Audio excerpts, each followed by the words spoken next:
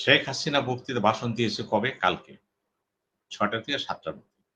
আর বাংলাদেশ পররাষ্ট্র মন্ত্রণালয় কিন্তু ১ ঘন্টার মধ্যে বিরাট বিবৃতি দিয়ে একটা পত্রিকার আধা পেজ ১ম আলো হুম। থেকে।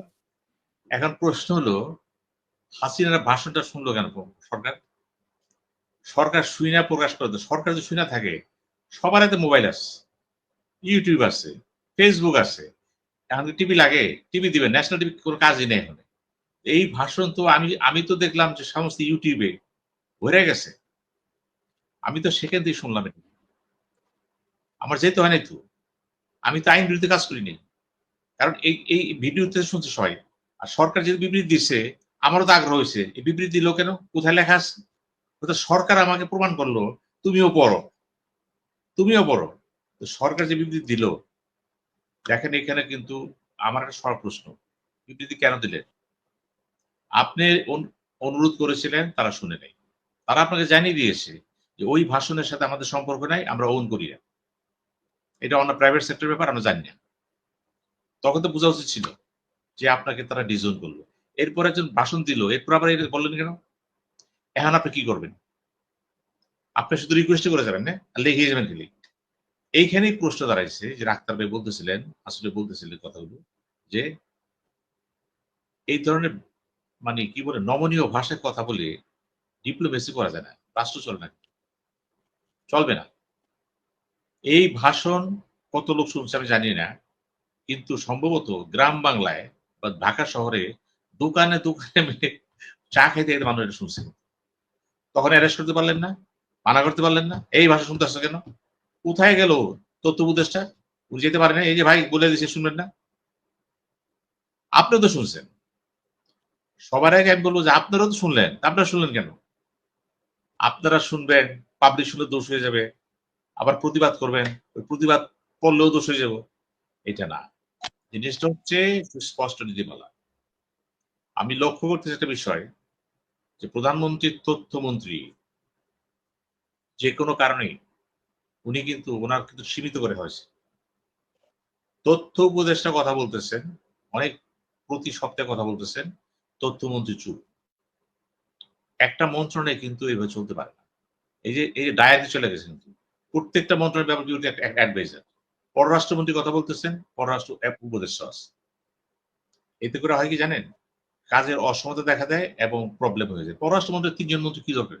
পররাষ্ট্রমন্ত্রী, প্রতিমন্ত্রী আবার উপদেষ্টা। কাজটা সিনা কি? ভাই এতে কেউ সিনা ভাই এতে কেউ কাজ করে না। হ্যাঁ? এতে কেউ কাজ এতে কেউ কাজ করে না। কাজ করবেন না তো। কারণ দেখেন নিশ্চয়ই উপদেষ্টাকে এমন কিছু কাজ দিয়ে রাখছেন আপনি যেগুলো সে দেখবে। মন্ত্রী কি করবে? কি দরকার পড়ছে তার দেখার?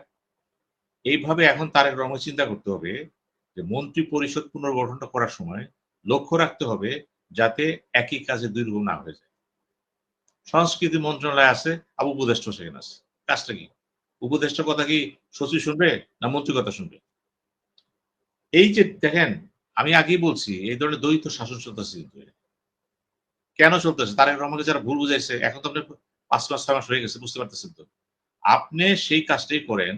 মন্ত্রণালয়ে মন্ত্রী থাকবে, এত মন্ত্রীও প্রয়োজন নাই, উপদেষ্টাও এত প্রয়োজন নাই। সীমিত পরিসরে করেন না। সীমিত পরিসরে ৫-৬ জন উপদেষ্টা করতে পারেন আপনি। জরুরি প্রয়োজন। আপনার রাজনৈতিক উপদেষ্টা প্রয়োজন একজন। জরুরি প্রয়োজনে। প্রশাসনিক উপদেষ্টা প্রয়োজন আছে তো। জরুরি প্রয়োজন আছে। কিন্তু এই উপদেষ্টার কাজ তো আপনার সাথে, মন্ত্রণালয়ের সাথে না তো। কিন্তু পেঁচায় ফেলাইছে কিন্তু সব। এই যে পেঁচায় ফেলাইছেন, ডেডলক ইন অ্যাডমিনিস্ট্রেশন। খেয়াল রাখতে হবে কিন্তু এগুলো। এগুলো কিন্তু হেলায় খেলা যাবে না কিন্তু। আমি সেইজন্যই বলছিলাম যে সাবেক প্রধানমন্ত্রী আওয়ামী লীগের সভানেত্রী বক্তৃতা দিবেন দিল্লিতে। আর ব্যাপক প্রচার শুরু হয়ে গেছে বাংলাদেশ। মনে হচ্ছে ওই শেখ হাসিনার বক্তৃতা প্রচারের জন্য বাংলাদেশ পুরা জাতি নিয়োজিত হয়ে গেছে। আর যদি বলেন বিএনপি, আওয়ামী লীগ, জাতীয় পার্টি, এনসিপি যেই কোনো পার্টির কথা বলেন, যাকে জিজ্ঞেস করবেন গড়গড়া বলে দেবে সে কি বলছে। তার মানে এটা শুনেছি। তা আপনি কি এটা বন্ধ করতে পারছেন? আপনি পারতেন না ফেসবুক স্টপ, ইউটিউব স্টপ। এটা আসবে না। পারেন নাই তো। হুম। কি কাজ করলেন আপনি? পায় নাই। এইজন্যই বললাম অর্ধ সত্য দেয়া যাই হোক, পুরা সত্য খুঁজে পাওয়া যায় না। আমি আগেও বলছি প্রশাসনে যারা আছেন, মন্ত্রিসভায় যারা আছেন, তারা অনেকেই মন্ত্রিত্ব জিনিসটাকে কিন্তু তারা হালকাভাবে নিয়ে নিছে। মন্ত্রিত্ব মানে কিন্তু জৌলস না। মন্ত্রিত্ব মানে বড়, বড় কথা বলা না। দায়িত্ব, কর্তব্য, কষ্ট করতে হবে দেখেন। সেটা নাই। পলিসি করতে হুম। পলিসি কি? মন্ত্রী কিছু করতে পারে? করতে দেওয়া হয়? আবার প্রধানমন্ত্রী অফিসটা কিন্তু ঘুরে ফিরে একই জায়গা হয়েছে। ওই প্রধানমন্ত্রী অফিসটা কিন্তু কি বলে? সেন্ট্রিপেটাল ফোর্স ফিজিক্সের যেটা পদার্থবিদ্যা বলা হয়। সবকিছু একটা কেন্দ্রে চলে গেছে। এটা সেন্ট্রিফিউগাল না কিন্তু। এখানে কিন্তু সমস্যা একটা আছে কিন্তু। আমি সেজন্যই বলছিলাম হুম। ভারতে শেখ হাসিনা আবারও বক্তৃতা দিবে, আবারও কথা বলবে, আবারও বাংলাদেশ বলবে, প্রতিবাদ করলাম।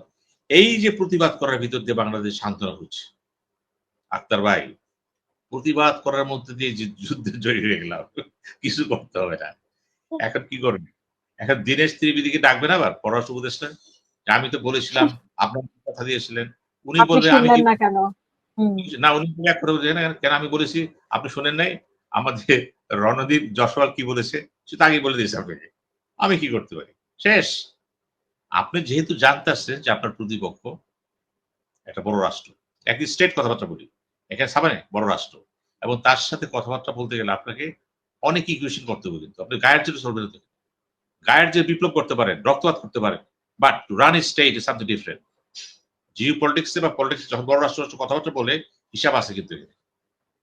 ভারতের সাথে কথা হচ্ছে আমেরিকার সাথে সম্পর্ক হচ্ছে।